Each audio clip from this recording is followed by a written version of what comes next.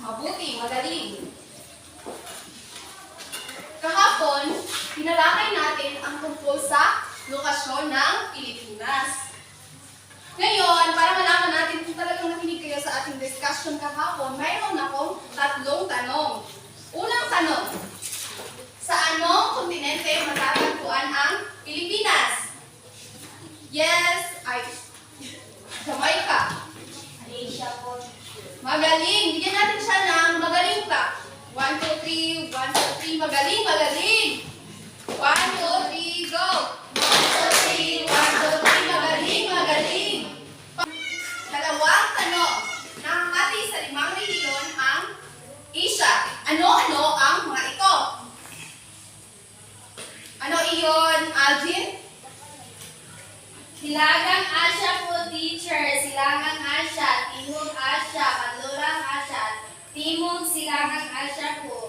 Bigyan natin siya ng magaling clap. Again. 1, 2, 3. 1, 2, 3. Magaling, magaling. At ang panghuling tanong, ikatlong tanong.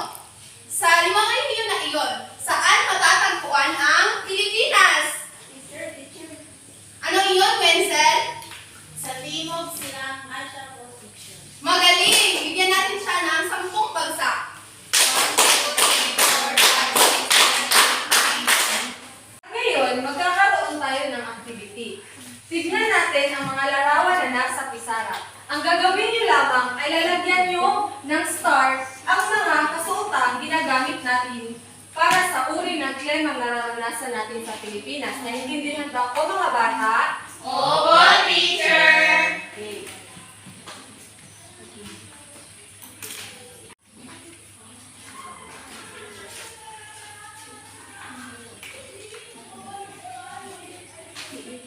Sige, simulan na natin.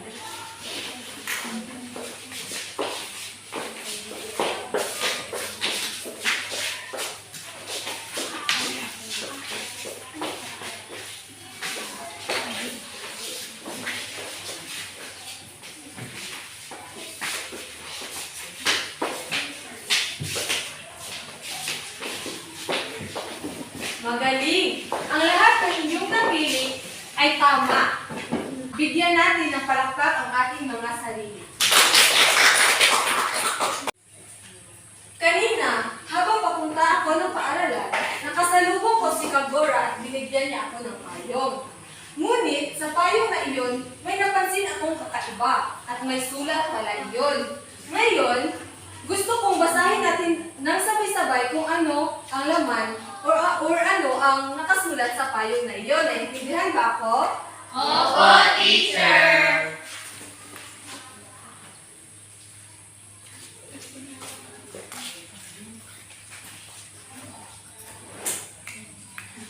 Sinong gusto mag-voluntaryo na humawak sa payong na ito? Teacher. Sige.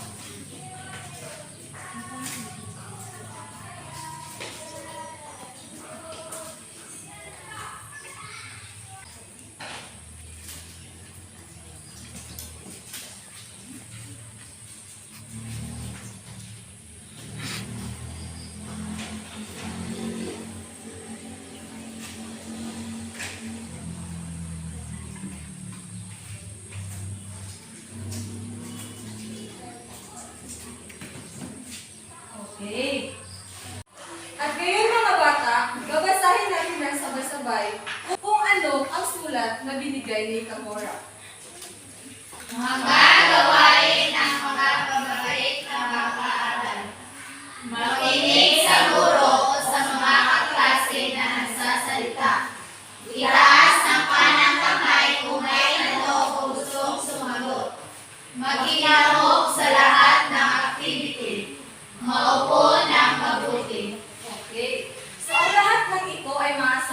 inyo mga bata? Opo, teacher! Okay. At ngayon, mga bata, ating tatalakayin ang tungkol sa panahon at klima sa Pilipinas. Okay. Sino sa inyo ang makapagbibigay ng ideya kung ano ang klima? Okay, Wenzel? Ang klima po ay ang pagbabago ng panahon. Magaling. So, basahin natin sabay-sabay kung ano ang klima. Ang klima ay tumutukoy sa kainaman o average na kondisyon ng atmosfera sa loob ng mahabang panahon. Ito ay inaasahang pagkalahatang kalagayan ng himpapawid na naglalarawan ng karaniwang nararanasan sa bawat taon o kaya ay naranasan na sa nakaraan. Okay. So, ang halimbawa ng klima ay kapag sinasabing nagsisimula ang tag-ulan sa Pilipinas sa buwan ng Hunyo hanggang Oktubre, ito ay ang paglalarawan ng klima. So, ano pa ang halimbawa ng buwan na tag-ulan? Okay, Jesly? Buwan ng Disyembre po, ma'am. Tama. Ano pa ang ibang halimbawa ng klima? Okay. El Niño po, teacher. Okay, magaling. So, ang meteorologist, ito ang tawag sa taong bihasa sa pag-aaral ng klima at panahon at siyang naghahatid sa mga tao ng impormasyon tungkol sa lagay ng panahon. Ngayon naman, ang ating tatalakayin ay tungkol naman sa panahon. Tumingin kayo sa labas. Ano ang panahon natin ngayon? Ulan po, teacher! Magaling! Ngayon, aalamin natin ang kahulugan ng panahon.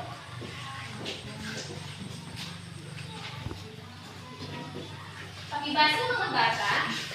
Ang panahon ay tumutukoy sa kalagayan ng atmosfera sa loob ng isang araw. Nilalarawan nito ang kondisyon ng himpapawid sa mas maliit oras gaya ng isang araw na nakaapekto sa mga gawain ng mga tao. Tama. Ang panahon ay tumutukoy sa kalagayan ng atmosfera sa loob ng isang araw. Ngayon, sino ang makapagbibigay ng halimbawa ng panahon? Ano iyon, Arjin? Bagyo po, teacher. Tama. Ano naman ang tawag sa ahensya ng gobyerno na may tungkuling bigyan ng proteksyon ang mga tao laban sa natural na kalamidad? Ano iyon, Chisley? Pag-asa po, ma'am. Tama. Ano ang uri ng panahon ang nararanasan natin dito sa Pilipinas? Yes, Inzel. Tag-ulan at tag-init po, ma'am. Magaling. Ngayon, sino ang makapagbibigay kung ano ang kaibahan ng klima at panahon? Ako, teacher. Ako, teacher. Yes, Aljin? Ang klima ay tumutukoy sa kainaman o average ng kondisyon ng atmosfera sa loob ng mahabang panahon. Habang ang panahon naman ay tumutukoy sa kalagayan ng atmosfera sa loob ng isang araw. Bigyan natin siya ng palakpak. At ngayon, mga bata, meron akong tanong. Bakit mahalaga ang pag-aaral ng panahon at klima ng Pilipinas? Okay, Arjin? Mahalaga ito para sa panahon ng klima ng Pilipinas ay dahil ito ay nagbibigay ng kaalaman sa mga natural na panganib tulad ng bagyo at baha. Very good. At ano naman ang mangyayari kung tag-init lang ang ating nararanasan? Okay, Miss Isri. Magkakaroon po ng time po yung teacher at magiging ko ito ng mapikuhan na supply ng tubig at production ng pagkain. Okay, very good. Ano naman ang mangyayari kung tag-ulan lang ang palagi natin nararanasan? Miss Jessie? May baka po, teacher. Okay, very good. At ngayon, meron tayong activity na gagawin. Hatiin ko kayo sa dalawang pangkat. Ito ang unang pangkat at dito ang pangalawang pangkat. Sa unang pangkat, ang gagawin niyo lamang ay guguhit kayo ng panahon sa tag-init. At ang pangalawang pangkat, guguhit kayo sa panahon ng tag-ulan. At pipili kayo ng isa na representative upang magpaliwanag ng inyong guhit. Bibigyan ko kayo ng 10 minuto upang gawin ang inyong activity. Simulan na natin.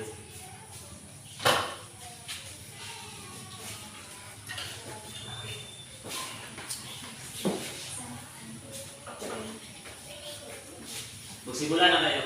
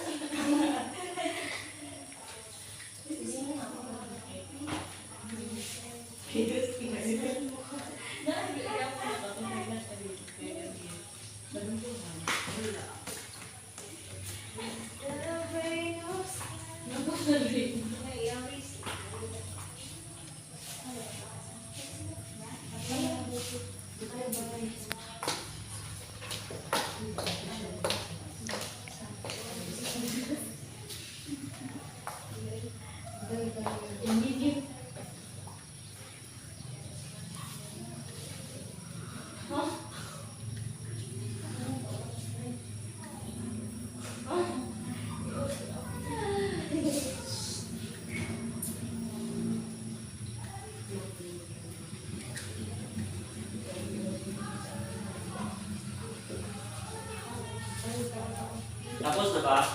Teacher.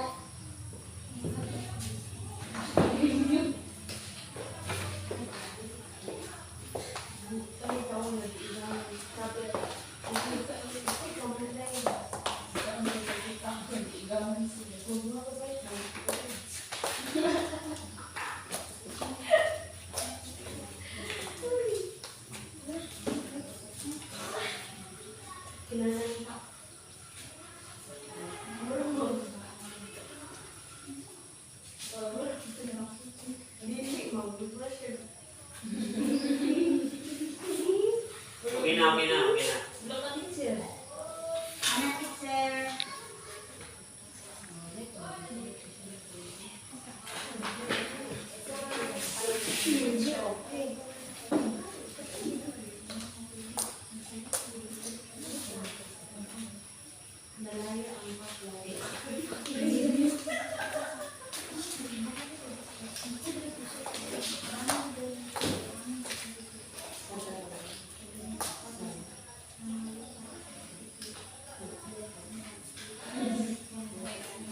Tapos na po ba? Yes, teacher. At ngayon, ipapaliwanag niyo ang inyong mga guhit.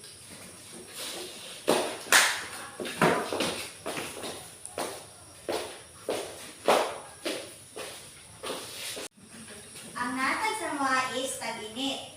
So, sa tag-init, nag-crack ang lupa. And then, nalaya ang puno. And then, ang bulak, nalaya ang puno. At yan naman, ang ikalawang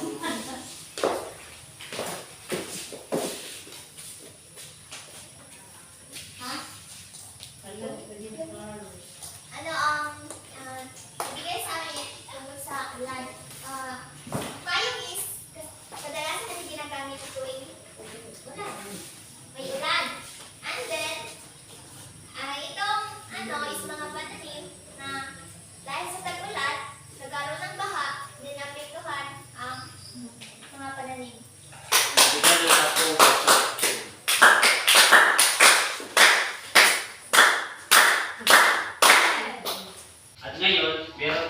pagsusulit. Basahin natin ang direksyon. Sabay-sabay. Lagyan ng check kung ang pangungusap ay tama. X kung ito ay mali. Isulat sa patlak ang sagot bago ang bilang. At bibigyan ko kayo ng one answer sheet.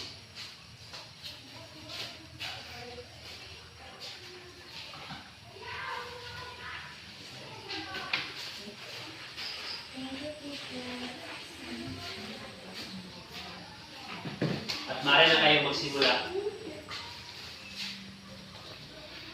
Sino number 1?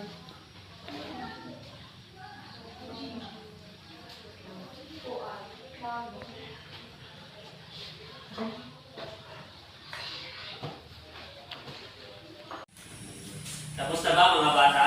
Yes, teacher! Ganyan, ipasa niyo na.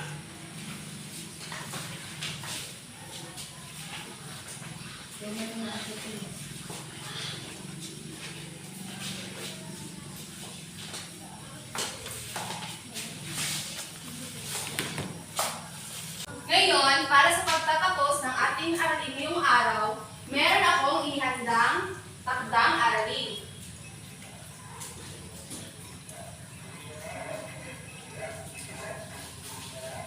Pakibasa. Magsaliksik at isulat sa kwaderno kung ano-ano ang tuturan ng mga sinaunang Pilipino. Sagutan ang mga sumusunod. Una, ano ang mga pangunahing hanapbuhay ng mga sinaunang Pilipino? Pangalawa, saan sila karaniwang naninirahan at nagtatayo ng kanilang mga kasangkapan at kagamitan? At ang panghuli, ano ang mga material na ginagamit nila sa paggawa ng kanilang mga kasangkapan at kagamitan? Isulat ito sa one whole sheet of paper. Naintindihan ba? Opo, teacher! At ipasa ito bukas. At dito nagtatapos ang ating aralin. Paalam na mga